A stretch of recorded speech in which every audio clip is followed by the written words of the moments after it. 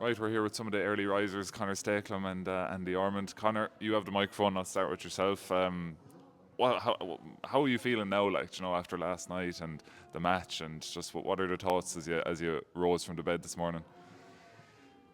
Oh, it's honestly it's hard to put into words. I genuinely, we always envisaged in the back of our minds that we'd be here someday, and it's kind of all happening now all together, and you're just like, it's a bit of a pinch me moment, and Yeah, just it's incredible just to share just everything with everybody that's been through a really rough few years, and we stuck we stuck with it, and we stuck together, and we stuck lean backed us, and we backed ourselves, and just vindication here this morning knowing that we're going back to Thurles with Lee McCarthy, and it's just, it's incredible. yeah, and you yourself at Sarsfield's, man, Ronan going up on the wall back there, like, that'll be unbelievable.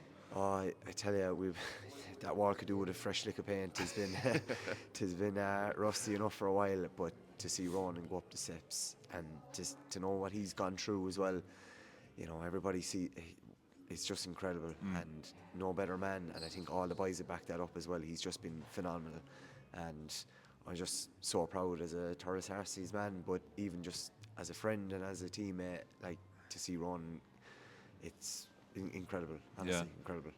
You've kind of lived the dream, like an All Ireland final, 82,000 people. You both scored on the day. Like, when you're scoring a point to 82,000 people, what's that kind of roar like out in the field?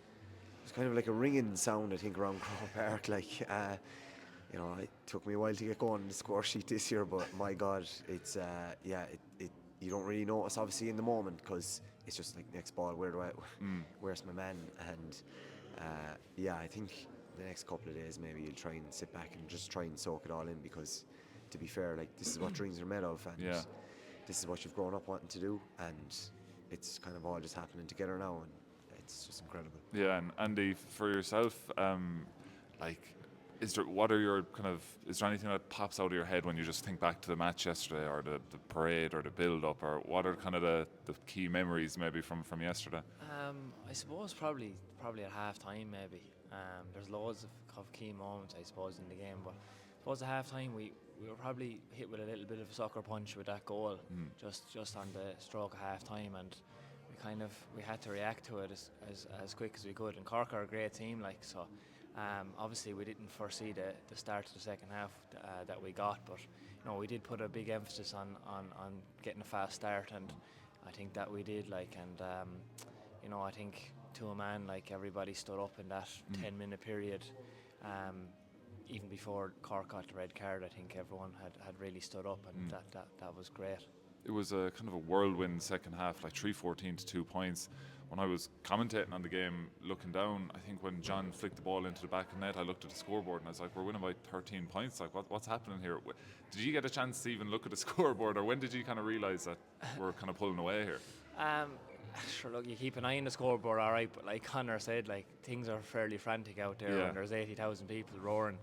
You're trying to find your man, or you're trying to pick up a position, and you can take a glance, but like, it's hurling, so the game is never really over, and it wasn't really until 70 minutes, 72, 73 minutes that you could actually think, okay, well, we might actually do this, because it's hurling at the end of the day, and Cork are still a dangerous team. But look, to build up a lead like that in an All-Ireland final, it obviously gives you a lot of relief when you're out there, but it just shows the hard work that everyone put in throughout the year. The 15 lads, the 20 lads that played yesterday, and then the odd 15 or 17 lads that train day in, day out with us. It's just a great achievement. Yeah, it's incredible, like, looking back on it. And for tonight down in Thurles, I'm sure there's going to be a huge crowd there. You've kind of a long day ahead of you, but these are just like some of the most enjoyable days you'll ever put down, I'd say. Yeah, of course, sure. Look, we're so excited, like, to get back to Thurles, but we're trying to soak it all in. As Conor said, like, it's hard to soak it all in. You're trying to stay on the pitch for as long as you can, and you're trying to talk to the lads as much as you can, like, but it's amazing. Like, it's beyond your wildest dreams nearly, but at the same time you had such belief in the group that of course something like this was possible. And, like, at the start of the year, when you first come in for training and things like that, was it mentioned, winning an All Ireland, or like, from where we were last year, it felt like this was years away, and here we are now on the 21st of July, and Conor walked down with the Lee McCarthy Cup in his hand, like into the lobby here. Like, it's, could you have what was like the talk at the start of the year? Like, could this have even been in I the suppose pipeline? we probably wanted to right a few wrongs from last year, starting off anyway. And that was probably something that we said, I think, after a challenge game against Laois at the start of the year. But we just built slowly. But I suppose, I think Tommy Dunn mentioned somewhere along the way 2 or 3 weeks ago that when you're from Tipperary, every year you probably give yourself a fighting chance. You know, and I hope that doesn't sound arrogant to anybody, but that's just what's in us, I suppose. And every year when you put on that Tip jersey, there's something very special about it, and you probably give yourself a fighting chance of winning a championship every year, you know. Yeah, and Conor, I'll just finish off with yourself, like the full-time whistle, the scenes and all that, but even the last day, there's been some, as you know yourself, great video work going on in the GAA this year. Great scenes with you and Dara jumping up and down together, and just see you got out there on the pitch together for an All-Ireland final, senior final, like, that's stuff of dreams. Like.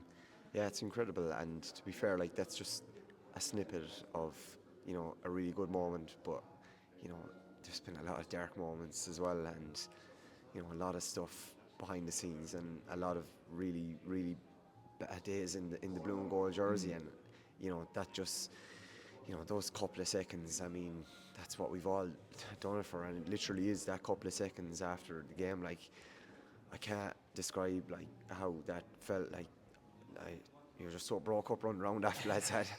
I didn't know. You're just like a crazed animal, just where to go and who to hug. And but yeah, it was special. I'm really happy for Dara, and, you know, really happy for the rest of the younger lads. And there's a magnificent bunch there as well. And you know, just to touch on Andy's point there as well, like, you know, as long as you've the blue and gold on your back, like, you'll never be too far down to come back up, and that should stand to anybody wearing the blue and gold, if they're on a development squad, or if they're a minor, they're playing the Camogie next weekend, you know, we'll regroup again next, like, you know, there's always that belief, and that's just how lucky we are to be from Tipperary. And, you know, it is luck as well at the end of the day, like, and, you know, there's so many good players gone before us, and there'll be many more to come after us, and it's just up to us right now to try to do that jersey justice, and to do the Tip supporters justice. And, you know, that, you know, you sit back and just think about it, and, you know, we've made our little etch on history, and, you know, there'll be others, and just right now it's just try, and like Andy said, soak it in, and you know, yeah, that's it.